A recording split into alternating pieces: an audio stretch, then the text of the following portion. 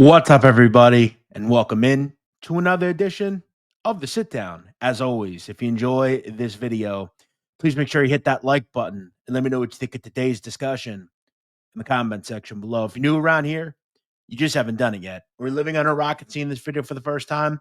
I don't know what you're waiting for. Hit that subscribe button below now so you never miss another Sitdown video. Also, if you're listening to us currently on iTunes or Spotify or any other podcast platform, please leave us a detailed review and a 5-star rating. What's up, everybody? My name is Jeff Nadu, and welcome in to another episode of the show. This is episode 206 of our weekly podcast. Before we get started today, I also invite you to check out more great crime content on Instagram. You can follow our verified profile there right now. Today, ladies and gentlemen, we're going to get into another interesting organized crime topic, and the most talked about person in the history of this genre is John Gotti. We've went through every single facet of the Teflon Don's life. We've also delved into some of his friends over the years. One of the people we see him photographed a lot with over the years is this individual, a person we've heard with very colorful nicknames like Quack Quack. Who exactly is Angelo Ruggiero? Obviously, we know about some of his more high profile things like being wiretapped, his involvement with some very infamous things that led to him being shelved, and many other things. Today, we're going to delve into the highly talked about, but not really talked about, Angelo Ruggiero. We're even going to delve into some myths about his life, talk about his sons and brother, and everything else there is to know about Quack Quack. The story of Angelo Ruggiero next on the Sitdown. Angelo Ruggiero was born on July 29th, 1940, in the New York borough of Brooklyn. He would grow up in the 40s at 1874 Stone Avenue in East New York. Now, it is important to understand Stone Avenue no longer exists. It's been renamed, and it's a pretty small street not far from the East New York stop on the subway. Now, I do want to delve in quickly to a myth about Angelo Ruggiero. One of the things that TV, documentaries, Jerry Capisci, all these different people have told us is that Angelo Ruggiero was related to Neil Delacroce. We've heard people say he was Neil's nephew. We've heard people say he was Neil's cousin, but most notably, he was Neil's nephew. I'm here to tell you that is unbelievably untrue. Angelo Ruggiero was born to a father called John and a woman called Emanuela, aka Jenny Campesano. Now we know that, and we've heard in even on Wikipedia that the Ruggiero sons were born to a woman called Mary Delacroce. That is untrue. Mr. Ruggiero's mother's name, and this can be seen in census records in 1950. John Ruggiero was wedded to a woman called, as I said, Jenny, and they had two sons, Angelo, age 10, and Salvatore, age 5. Now, Wikipedia would also state that the Ruggieros had other sons, which, from what I understand, is untrue. But the main point is they're not related to Neil Delacroce, as far as I know. Now, if you look into Neil Delacroce as well, Neil was from Manhattan, and he had one brother called Carmine and a sister as well. Now, there's no known connection to the Ruggiero name, and they were from far different areas. Is it possible, maybe very deep, they were related? Maybe. That said, I have also want to make it clear, according to Angel Gotti, who's here on YouTube, she has stated on multiple occasions she knew Angelo very well. There is no known blood relation between Neil Delacroce and Angelo Ruggiero. Now, I wanted to get past that. What we do know about Ruggiero's family is, according to the same census data, Ruggiero's family ran a bakery, from what we understand, in Brooklyn. Now, I'm not sure where that was. We do know that Angelo had one brother seen here called Salvatore, who was born in 1945. Now, Angelo Ruggiero would grow up running the streets of East New York, and we do know by the late 1950s, he lived at this location, 1891 Eastern Parkway. We would venture to believe that was in the apartments above what is today a pharmacy. We do also know that in the 50s, John Gotti moved to East New York, and we don't know the exact date that Ruggiero and Gotti became close, but we would probably believe it was in the early 50s, as we do know that Mr. Gotti moved to East New York in and around that time. We also know that during the youth of Ruggiero and Gotti, they belonged to a gang that ran in the area of Fulton and Rockaway in Brooklyn, hence name the Fulton Rockaway Boys. Now, what I found interesting is we also know in 1954, and this is a heavily talked about story, that John Gotti and Ruggiero, in some of their dealings in the streets, they began stealing things. One of which, in 1954, they allegedly stole a cement mixer, which was dropped on Gotti's foot, which we've heard referenced a lot. Now, I will state this. There's also documentaries that claim the cement mixer fell on Gotti's foot, which made him walk with kind of a pep in his step the rest of his life. I'm unaware if that's true. I also don't know if the families talked about that. I'm not going to say that's true or not. We've heard it in documentaries. We do know, though, that they were stealing things, and it is probable that he did steal a cement mixer. One thing we do know about, though, is a very interesting thing that I found from 1955. We can see here that Mr. Ruggiero and John Gotti were both booked in adolescent court for what we would call malicious mischief. Now, notice Gotti, who at the time lived on Dean Street in Brooklyn, Angelo Ruggiero, 1891 Eastern Parkway, as well as Dominic Pizzonia, who would eventually become a Gambino member as well. All of them were, from what we understand, in a fight with black youth in the neighborhood in Bushwick, Brooklyn.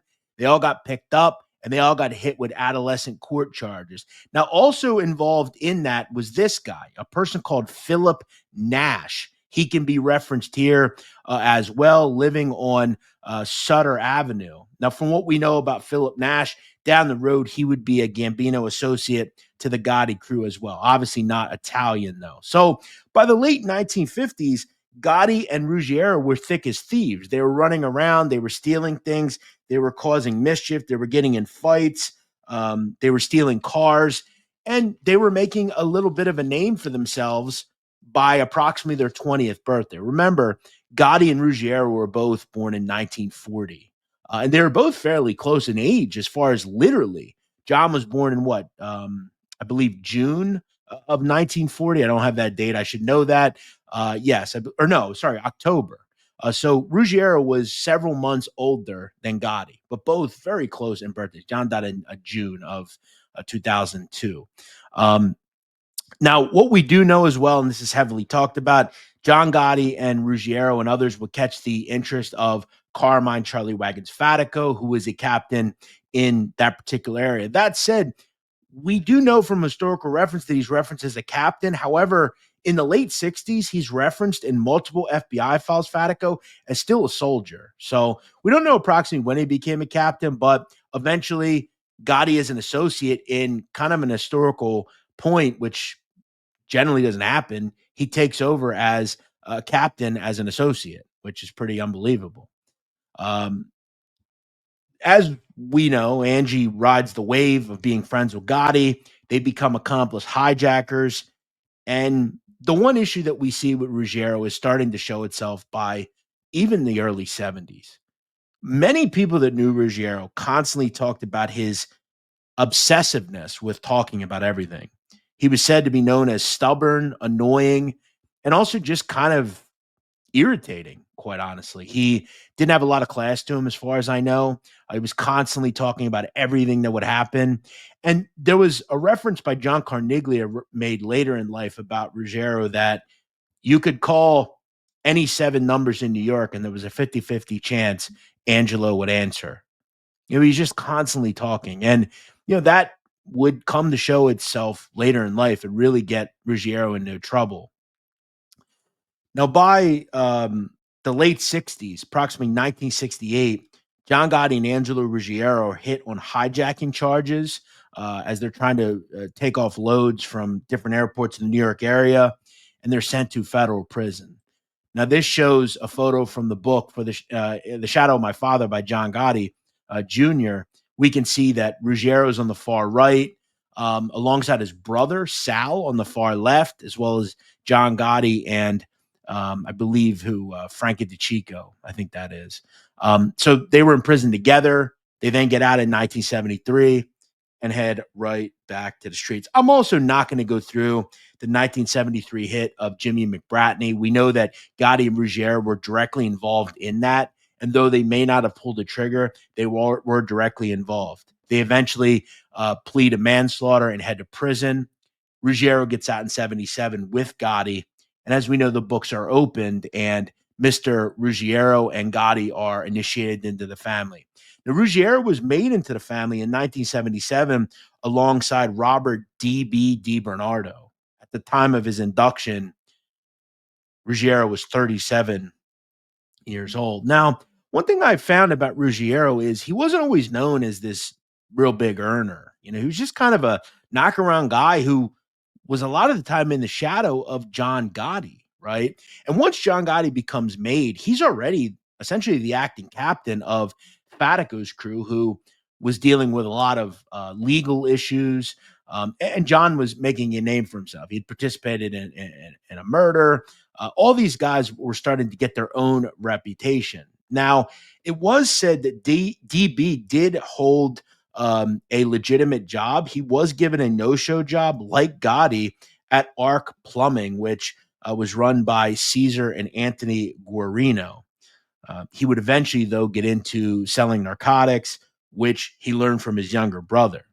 Ruggiero first lived in Howard Beach, Queens, and then moved to Long Island with his wife, Maria, and their 4 children. They would live at 370 Barnard Avenue in Cedarhurst, Long Island.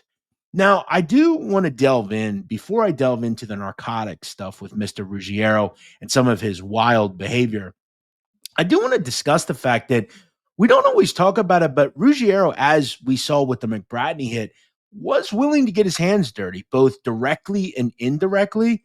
We know that Ruggiero was involved in various high profile assassinations and kidnappings for the Gambino crime family. Most notably, in 1980, it's alleged that he participated in a crash car in the kidnapping and murder of John Favara, the man who allegedly killed, or in fact, knowingly hit Frankie Gotti, the son of John Gotti.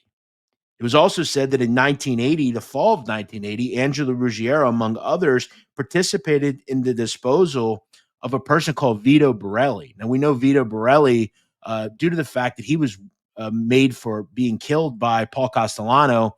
He was dating the daughter of Castellano and made some disparaging remarks. So Castellano had the Bonanno crime family take out Mr. Borrelli, and among John Gotti and others, Ruggiero helped with getting rid of him and taking him out.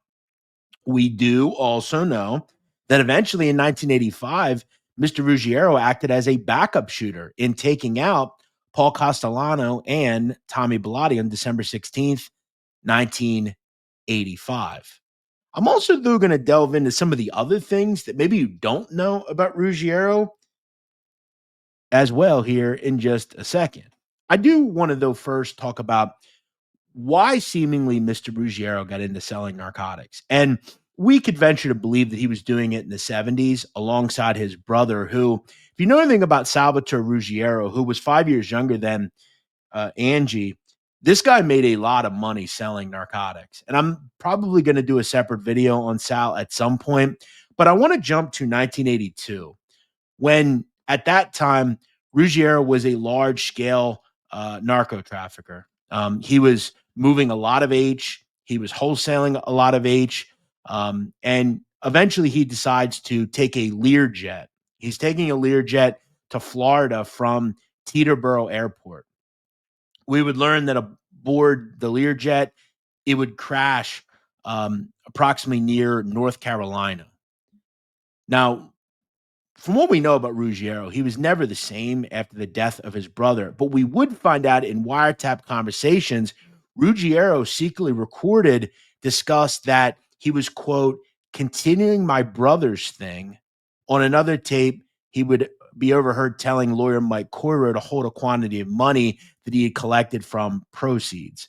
So we also know that when Ruggiero's brother Sal was killed, it has been said that he went to a home belonging to Ruggiero and picked up narcotics and indeed then sold them. So do I believe that Ruggiero just jumped on his brother's stuff and just started doing it? Partly, but I do believe he was probably doing it before that as well. Now, Ruggiero, as I said, talked a lot, and we willingly know that the federal government learned of this. And while investigating him for selling they would get a treasure trove of information.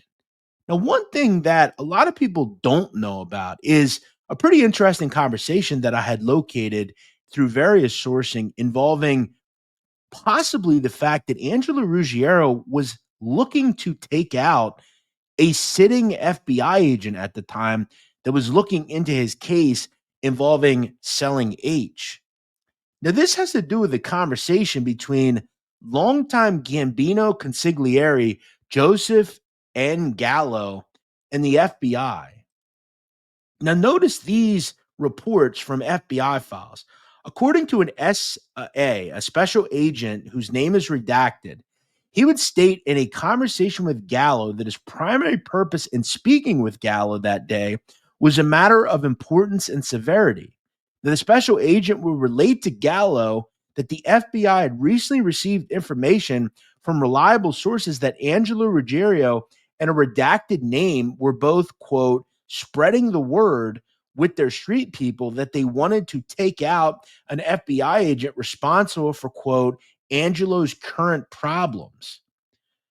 Now, further, Special Agent Redacted would continue that Angelo Ruggiero was allegedly prepared to offer $100,000 to anyone who would do this contract and would also guarantee that the person would get a button in the Gambino crime family within 3 months of doing the hit. Now, the agent would also advise Joanne Gallo that the FBI was, quote, taking this threat with the utmost sincerity and wanted to make sure that the Gambino family hierarchy was fully aware of what Angelo and the redacted name were planning. Now, in further, Gallo would then state that it's complete nonsense and that would never happen. And he can be assured, the FBI agent, that it wasn't going to happen. And also, Joanne Gallo goes into talking about the, quote, rules of the family, which is pretty wild that he's telling this stuff to FBI agents, which I'm not going to say what that is, but yeah, I'm going to say what it is. Either way, Ruggiero possibly may have wanted to take out an FBI agent. Now, again, the name is redacted at who he was dealing with, but in the FBI file, Gallo then further states that the name that's redacted, he doesn't know of, but he'd like to see a picture of whoever it is. Now, again, this is kind of interesting too, because who would we be talking about here? Gallo obviously knows who John Gotti is. He likely knows who John Carneglia is. Who else could it be? Pretty interesting. Now, obviously, Ruggiero never actually takes out an FBI agent, but it is indeed interesting. Now, some of the other things we would glean from Angelo's wiretaps were of, discussing narcotics to discussing Paul Castellano, which we know in longstanding history, all that happened. But we also find that Angelo Ruggiero is discussing John Gotti very openly. At one point, Ruggiero would call Gotti a, quote, thick motherfucker whose mouth goes a mile a minute, and that he constantly abused people and was, quote, wrong on a lot of things. So think about this. Ruggiero, who is literally known for his mouth, said John Gotti's mouth goes a mile a minute. I always get a kick out of these guys because they basically describe themselves about other people. And remember, I mean, friends do occasionally talk about each other. Maybe they don't exactly mean it. We know that Ruggiero and Gotti knew each other since they were like early teenagers. And we do know as well that like Gotti even got into a fight with Mickey Boy Paradiso, but down the road we're cool. That said, on wiretaps, Ruggiero is talking pretty openly about John Gotti in a negative way, but he talked about a lot of people in a negative way.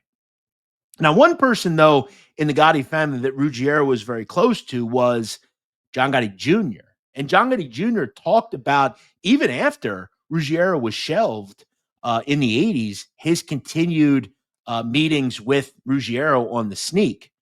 Now, I am going to bring up something, and I know no one wants to ever talk about this, but we will talk about it. We do know that John Gotti Jr. sat down with the federal government. He did a proffer session, and in that proffer session, he basically cooperates and gives information on Angelo Ruggiero.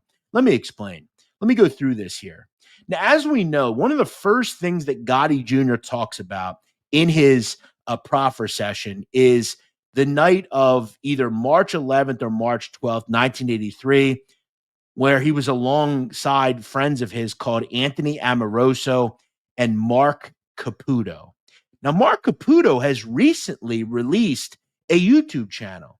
Now, I'm going to guess he won't talk about this night, but he's talked about in this proffer session involving Junior Gotti. Now, in the proffer session, Gotti discussed the murder of Danny Silva. If you remember, Danny Silva, among other people, during a melee, is killed, right? Gotti then discusses Angelo Ruggiero.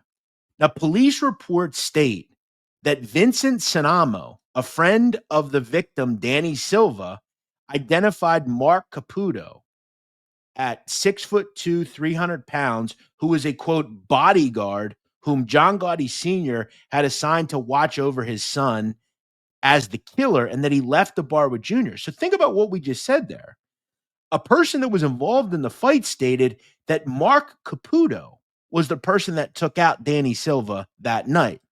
Now, Gotti would further state, and according to what Junior told the feds, Ruggiero said that he and two of other cronies of the elder Gotti used crucial background information supplied by a detective to wax Sinamo and make it appear to be a, quote, blankicide, according to the sources.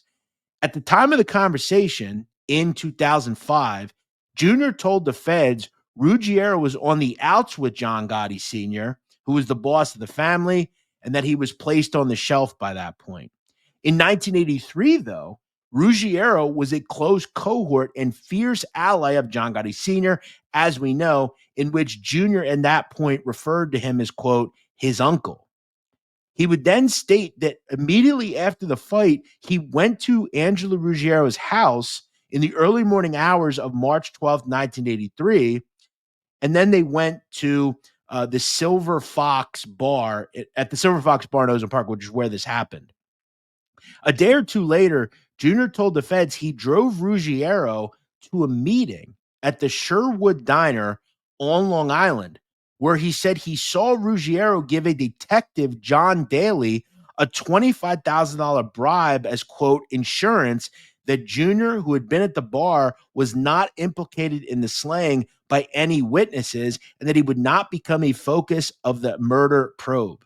According to sources, Junior said that he then watched in the car as Ruggiero gave Daly a paper bag that contained $25,000. And when the meeting broke up, Daly, who had interviewed Gotti about the brawl, acknowledged Gotti as he walked past the car and left the area. Now, I don't know what that's called in most circles, but in most criminal circles, that is cooperation and that is telling on people. Now, Gotti will chalk it up as Ruggiero was dead, but it's important to understand some of the hypocrisies of the Gotti family and what they say is okay and what's not okay. If there was anybody else, they'd be called a rat. But because it's John Gotti Jr., we don't call a spade. But on this show, we will. That said, all of this stuff, the wiretappings of Angie Ruggiero, his continued constant chatter, his arrest for selling narcotics, his active investigations against him. We also know that this is one of the reasons that led to the assassination of Paul Castellano. There's good fucking friends of mine on those tapes. You know, well, he's the boss. You got to do what they tells you. You know, John Gotti saying on tape to Ruggiero, I don't want to give up the tapes. We also know of Angie Ruggiero's involvement in the attempted assassination of Lucchese underboss Anthony Casso. People were growing tired of Angie Ruggiero, including his friend John Gotti. And we know eventually, after everything that happens in the mid to late 80s, Mr. Ruggiero is placed on the shelf. Now, for anyone that doesn't know what that means, being put on the shelf means that you're essentially banished from the mob. We're not going to whack you, but you're no longer involved with us. We don't speak to you. We don't acknowledge you. You don't make any money. You're persona non grata, essentially. And again, I think Gotti really just said to himself, I've known this guy my whole life. I can't bring it to myself to take him out. By this point, Mr. Ruggiero is badly stricken from cancer, and he's essentially left to die on his own. Now, if you read The Shadow of My Father by John Gotti Jr., John Gotti Jr. states that after the shelving, he continues to talk to Ruggiero, and at one point is even badgered in front of people by his continued meetings with Ruggiero. And even after that, Gotti Jr. would state that he would continue to meet with Ruggiero, and that you can't blame him. He looked at Ruggiero as a second father, possibly, right? They were very close to each other. Think about your own father and maybe his best friend. I mean, you look at him as an uncle, essentially. So we can't blame Gotti Jr. for, doing that. Now, bringing up his name and other people's names in a proffer session, I mean, that's just is what it is. Eventually, though, Angelo Ruggiero would succumb from cancer and die in 1989. At the time of his death, he was just 49 years old. Now, Ruggiero's sons would actually sadly follow him into the life like so many other mobsters' sons do.